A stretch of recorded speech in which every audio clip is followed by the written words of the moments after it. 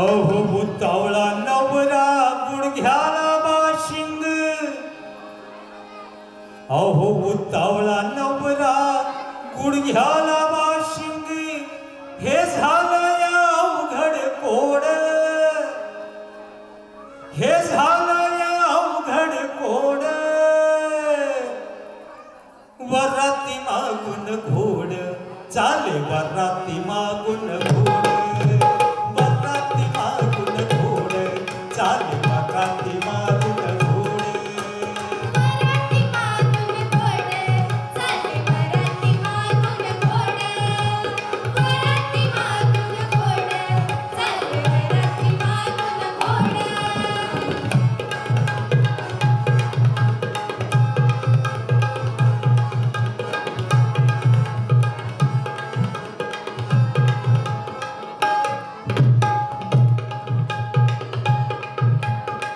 रात्र थोडी सोंग फार,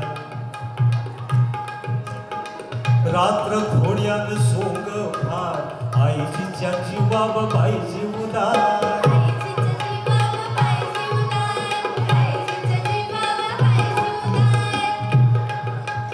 उथळ पाण्याला खळखळाट फार, उथळ पाण्याला खळखळाट फार, तोंड दाबून भुक्याचा मार,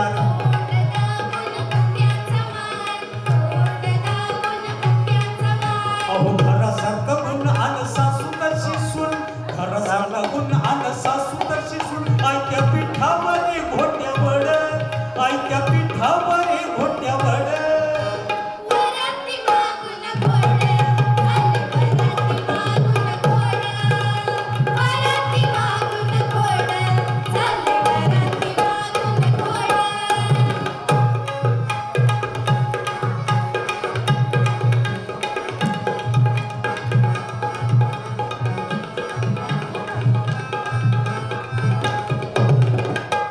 अरे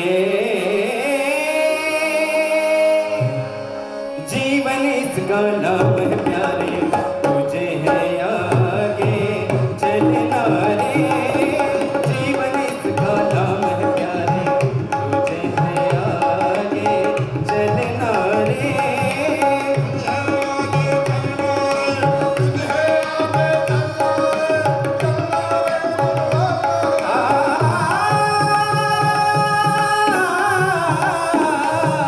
जीवन इसका नाम है प्यारे, तुझे है आगे चलना रे, जीवन इसका नाम है प्यारे, तुझे है आगे चलना रे.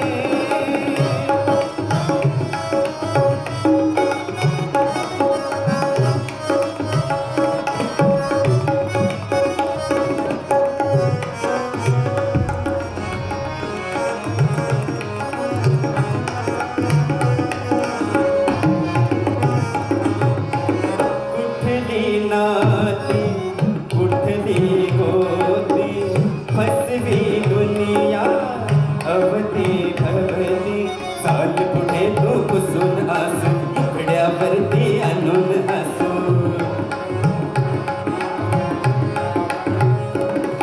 अरे खरं सांगतो कोण कुणाचा, कोण मारा तू सोड मनाचा, अरे इस दुनिया में जीना है तो मस्त मजे में जीना रे, जीवन इसका नाम है प्यारे, तुझे है आगे चलना रे, जीवन इसका नाम है प्यारे, तुझे है आगे चलना रे, तुझे है आगे चलना रे, तुझे है आगे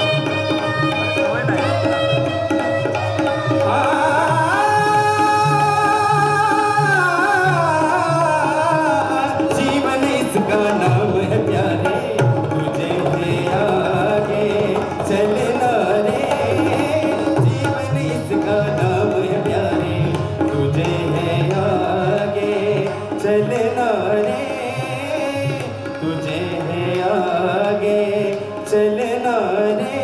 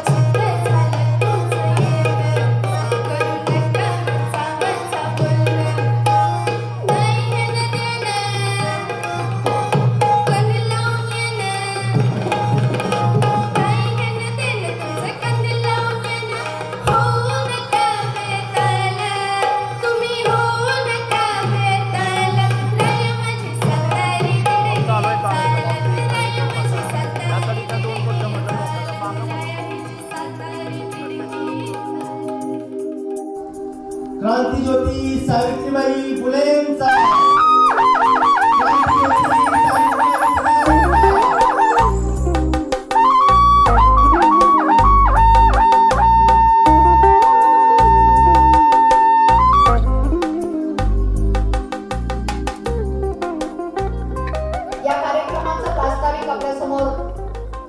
व्यक्त करताना माझ्या मनामध्ये संमिश्र भावना आहेत।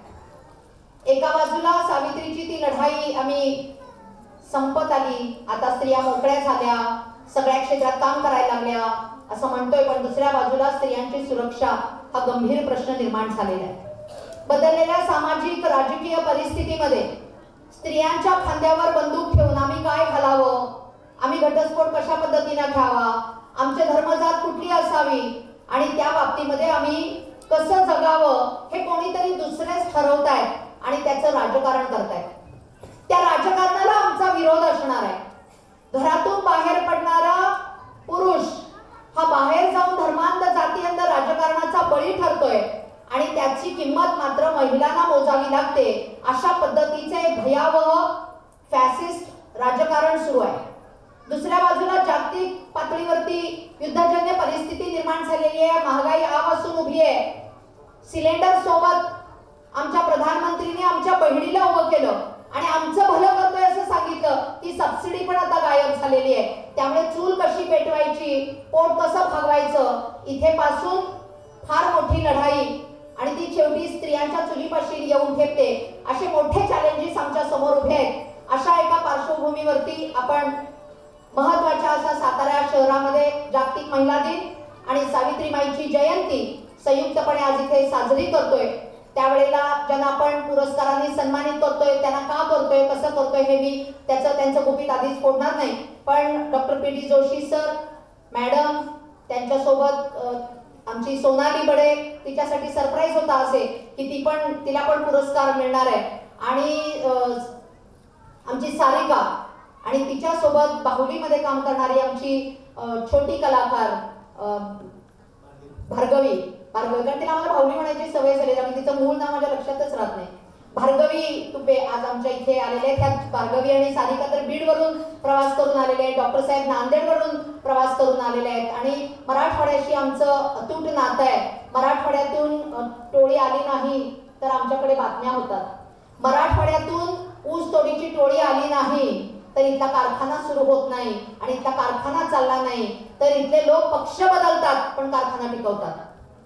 अशी परिस्थिती आहे या जिल्ह्याची, कारण पक्षापेक्षा सुद्धा विचारांपेक्षा सुद्धा त्यांना त्यांचा कारखाना महत्वाचा वाटतो आणि तिथं अर्थकारण महत्वाचं वाटतं, असा हा जिल्हा आहे आणि म्हणून मराठवाड्याशी आमचं एक वेगळं नातं आहे। आमच्या आयुष्यामध्ये गोडवा निर्माण करणाऱ्या मराठवाड्यातून काम करणाऱ्या या सगळ्यांचं या ठिकाणी मराठवाड्याशी आम्ही नातं जोडतोय, मराठवाड्यातल्या प्रश्नांशी आम्ही नातं जोडून ते पुढे सोडवण्यासाठी या पुढच्या काळामध्ये प्रयत्न करणार आहोत आणि म्हणून योगायोगाने तीनही सत्कार मूर्ती ह्या मराठवाड्यातल्या आहेत आणि त्यांचं या ठिकाणी स्वागत करताना आणि आपल्या सगळ्यांचं या ठिकाणी स्वागत करताना सावित्रीबाई फुले संघर्ष समारोह समितीच्या वतीने या समितीचा आपल्याला सगळ्यांना माहिती आहे की आपण 9 वर्ष हे सातत्याने करत आलो।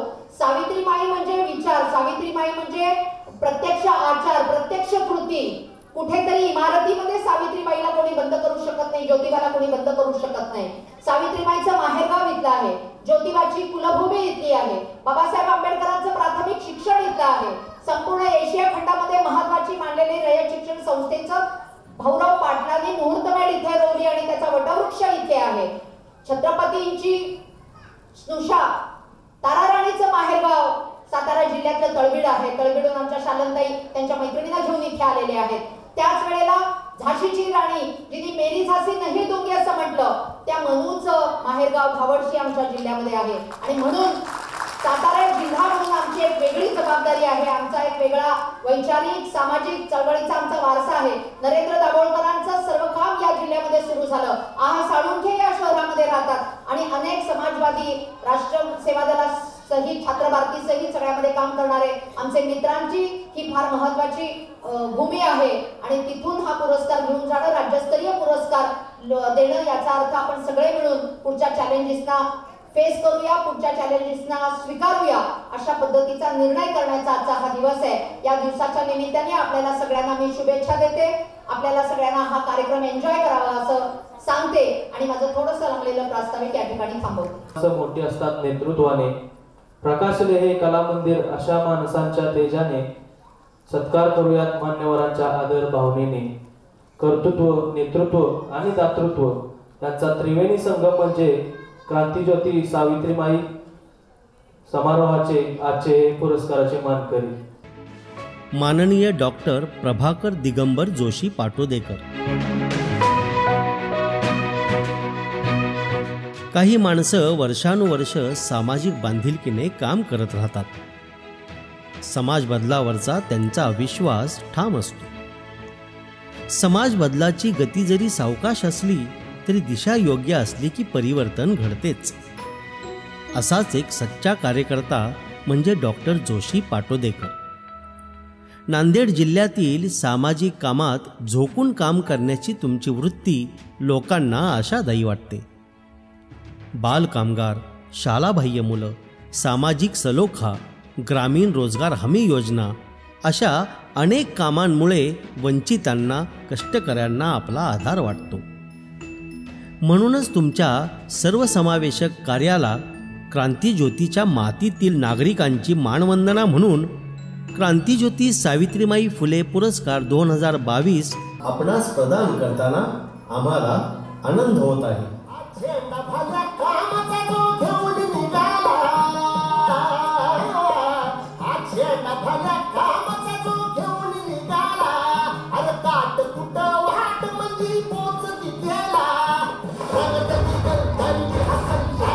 जोरदार टाळ्यांनी स्वागत करायचे.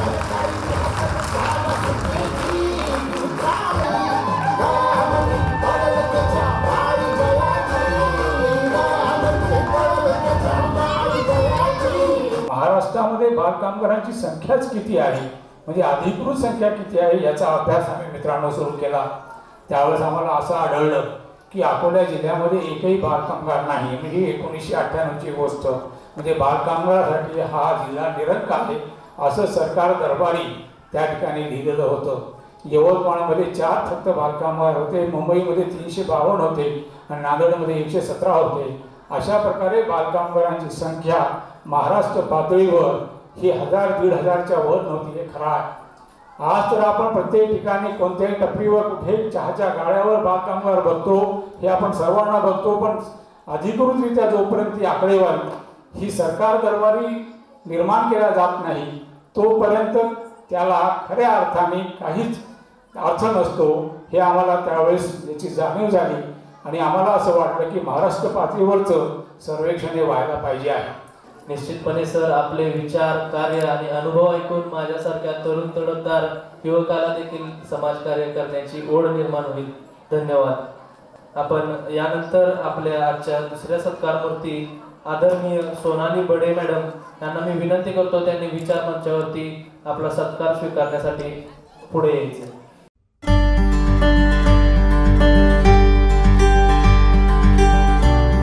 क्रांतीज्योती सावित्रीमाई संघर्ष पुरस्कार 2022चे मानकरी आहेत. नको, नाव सांगायलाच नको. एक मुलगी जिला नावाने कधीच हाक मारली नाही, तिच्या मनाचा ठाव कधी लागलाच नाही. स्वभावातला अल्लडपणा कधी विझलाच नाही आणि चेहऱ्यावरचा निरागसपणा कधी उतरलाच नाही.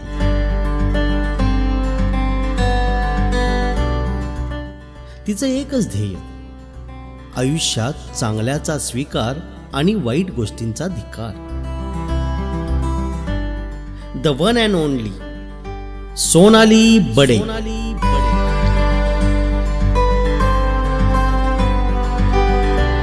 आणि सगळ्यांची सोनी.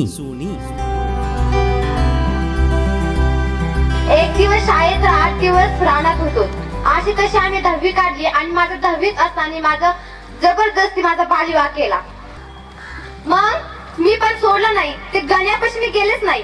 माझं लग्न लावलं पण मी माझ्यापासून पळून आले, खूप मार खाल्ला, घरच्यांनी मारला आणि पाहुणेराव यांनी मारला, नातेवाईकांनी मारलं मला.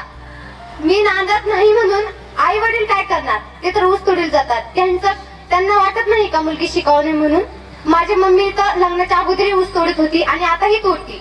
त्यामुळे माझं लग्न केलं. मी इतकी म्हणजे खूप रडले, मार खाल्ला, पण मी नाही गेले त्याच्यापाशी. आले म्हणजे आले त्याच्यापासून पळून. आणि हे जी माझ्यासोबत झाले ना ते कोणत्या मुलीसोबत नाही, अशी माझी नम्र विनंती. आणि मला नंतर आमच्या गावातल्या आशा बहिणीकडून त्यांच्याकडून मला नर्सिंग मॅडम विषयी कळलं. मला येऊन देत नव्हते, तरी पण मी गपचूप इथंच मेळावा होता समोर, त्या मेळाव्यात भेटले, माझी समस्या सांगितली.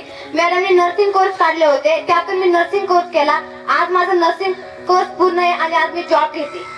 मी पेमेंट घेऊन आले. जेव्हा माझे मम्मी पप्पा आता नवरा कारखान्याला आहेत ऊस तोडीला, मी त्यांना काल भेटले. जेव्हा मी त्यांच्या हातात पैसे दिले तेव्हा त्यांचे डोळे भरून आले की बघा, आपण ह्या मुलीला शिकवून देत नव्हतो. अगोदर म्हणत होती आज आपली पोरगी आपल्यासाठी काहीतरी करते आणि पैसे देते. तेव्हा माझे पप्पा कधी न रडता त्यांचे आज डोळे भरून आले. माझं लग्न झालं तेव्हा सुद्धा रडले नव्हते, तेव्हा पण हसतच होते गाडीत बसून दिवसभर. पण जेव्हा मी आज पैसे दिले काल येताना, तेव्हा त्यांच्या डोळ्यात मी पाणी पाहिलं. मला त्याचं वय पहा ना, त्याचं माझ्यासोबत लग्न करताना त्याचं 29 वय चालू होतं आणि माझं 15 होतं. तर आता तो 31-32 वयाचा आहे आणि मला अजून 19 चालू व्हायचंय. समोरच्याची एखादी गोष्ट पटली नाही तर नाही म्हणायचं, अगदी ओरडून नाही म्हणायचं. मग स्वतःचं लग्न लहान वयात लावलं तरीही नवऱ्याला नाही म्हणायचं. आई वडिलांनी शिक्षणाला विरोध केला तर त्यांनाही नाही म्हणायचं. नाही म्हणजे नाही. आयुष्यात मुलींसाठी स्वतः आदर्श बनायचं, ध्येयामागं धावत सुटायचं, यशाला गाठायचं आणि विचारायचं हॅलो हाऊ आर यू. हे म्हणजे सोनी. बीड जिल्ह्यातील शिरूर कासार ते आज पुण्यात एका मोठ्या हॉस्पिटलमध्ये जॉब. यही तो था सोनालिका ख्वाब. सोने लाजवाब. क्रांतिज्योती सावित्रीमाई संघर्ष पुरस्कार 2022 तुला देताना आम्हाला आनंद होत आहे. It's my time. असल्या प्रेमाच्या गोष्टी करायला माझ्यापाशी वेळच नाही. माझ्या जीवनात फक्त चांगल्याचा स्वीकार आणि वाईट गोष्टीचा धिक्कार. चांगल्याचा स्वीकार, वाईट गोष्टीचा धिक्कार. शाळा सुटू दे, पाठी फुटू दे. शाळा सुटू दे, पाठी फुटू दे. सोने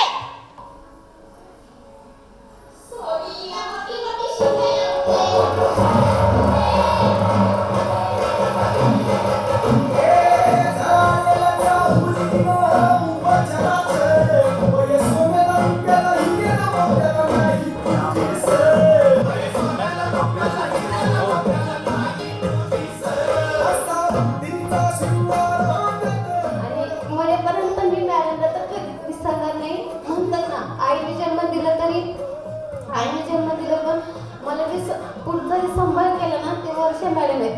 म्हणजे लहानपणापासून आईने 15 वर्षापर्यंत सांभाळलं, पण मॅडम 15 वर्षानंतर जसं मला जन्मानंतर जसं सांभाळत ना तसं मला 8 वर्षात मॅडमने माझ्या पाया उभा केलं. आज मी पुण्या ठिकाणी मी कधी स्वप्न सातारा म्हणजे मी माझं गाव सोडून कुठेच गेले होते, पण मी आज सातारा म्हणजे माझं गाव सोडून मी साताऱ्यानंतर पुण्याला गेले. मी सांगू शकत नाही माझी खुशी.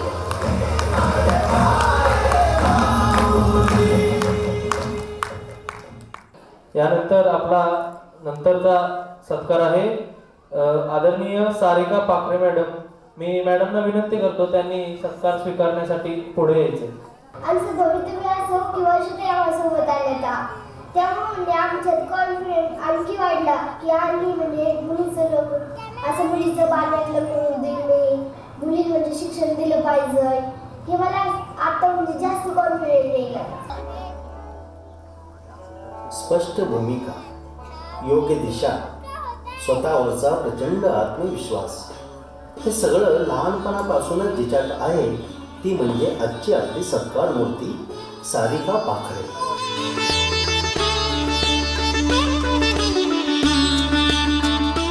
गावापासून 5 किलोमीटर अंतरावर शाळेत चालत जाऊन शिक्षण घेणारी आणि वर्षाताईंना आदर्श मानणारी सारिका वय वर्षे 13 असताना तिचा विवाह ठरवला गेला. एका बाजूला शिक्षण आणि दुसऱ्या बाजूला डोक्यावर घर ही छोटी कशी पेलणार होती.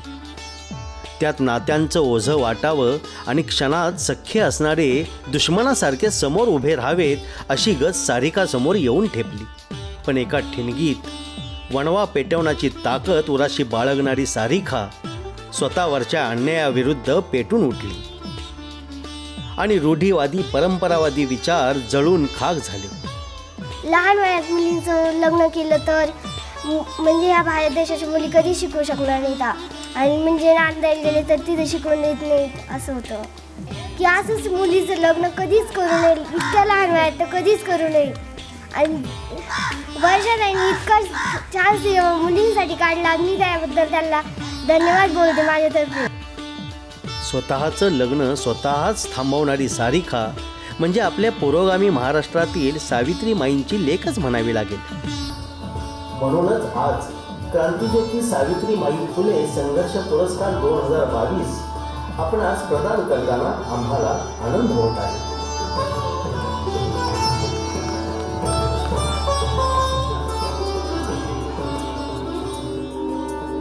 माननीय प्रगती बांधले मॅडम यांना विनंती करतो त्यांनी सारिका पाखरे माननीय सारिका पाखरे यांना सन्मानित करावं.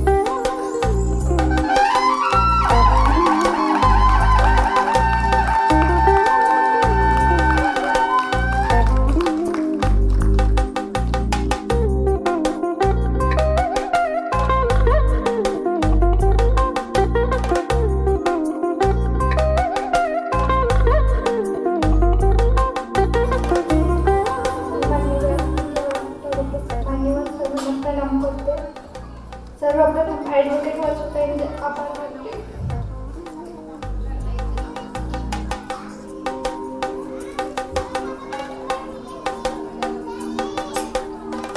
मी सध्या 12वीमध्ये आहे, आर्ट्स केलेले.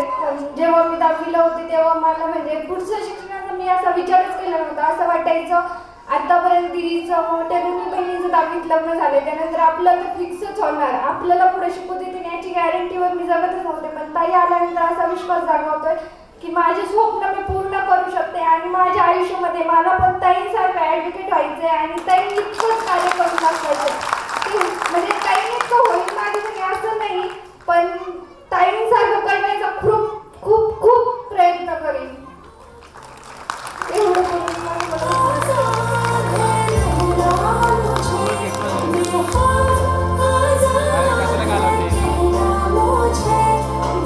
धन्यवाद सारिका मॅडम. यानंतरचा सत्कार भार्गवी तुपे बाहुली.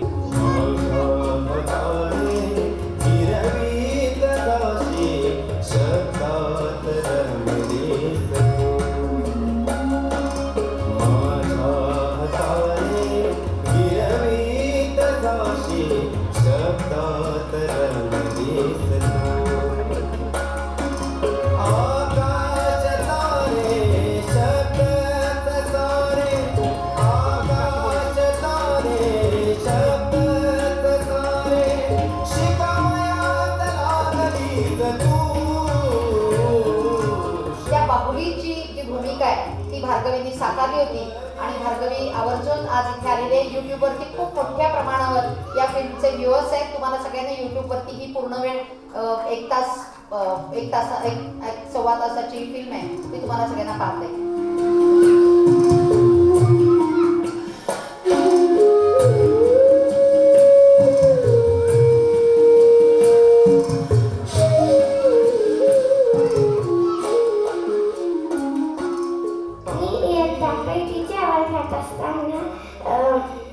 मला बाहुली या चित्रपटात काम करायला संधी दिली याबद्दल मी ॲडव्होकेट वर्षाताई यांचे धन्यवाद मानते व त्यांच्या टीमचेही खूप खूप मनापासून धन्यवाद. आपल्या आदरणीय प्रगती बानखेले मॅडम यांचं विचार आणि मार्गदर्शन.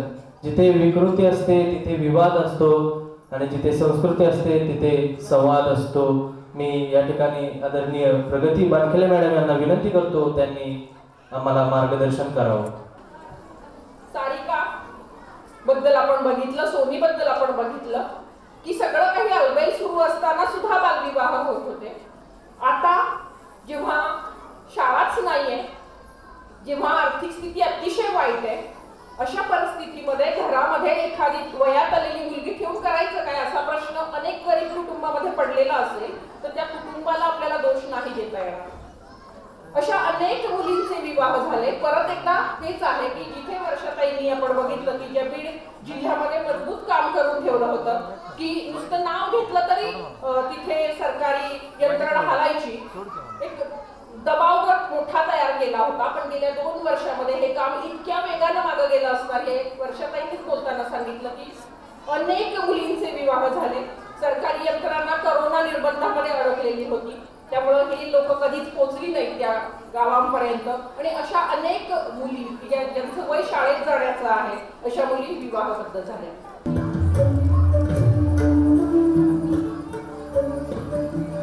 हे आजच्या दिवसातलं सगळ्यात मौल्यवान गोष्ट आहे. थँक्यू.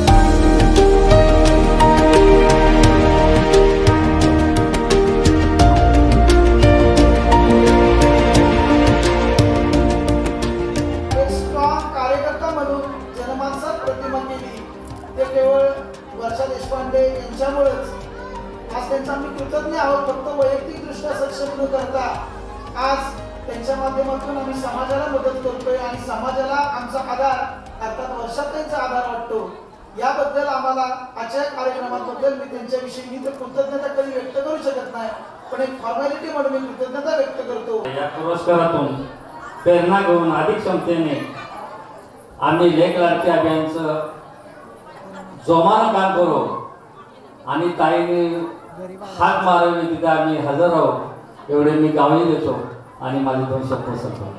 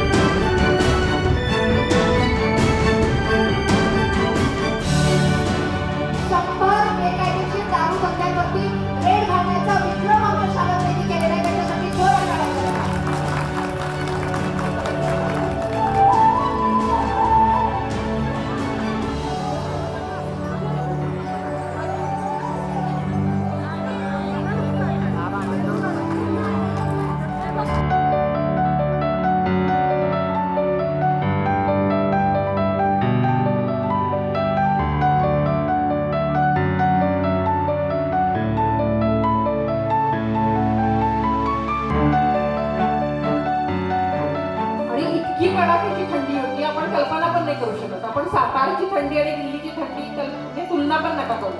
गोठवणारी थंडी असते आणि तशा गोठवणाऱ्या थंडीमध्ये एका महिला शेतकरी आंदोलकाचा मृत्यू झाला आणि ते त्या सगळ्या वातावरणात एखादा एकदम डिप्रेस झाला असतं, निराश झाला असतं किंवा पटकन म्हटलं असतं की नाही आता आपण पळून जाऊया. तसं काहीही घडलं नाही आणि ह्या तिथे राहिल्या, दटून राहिल्या.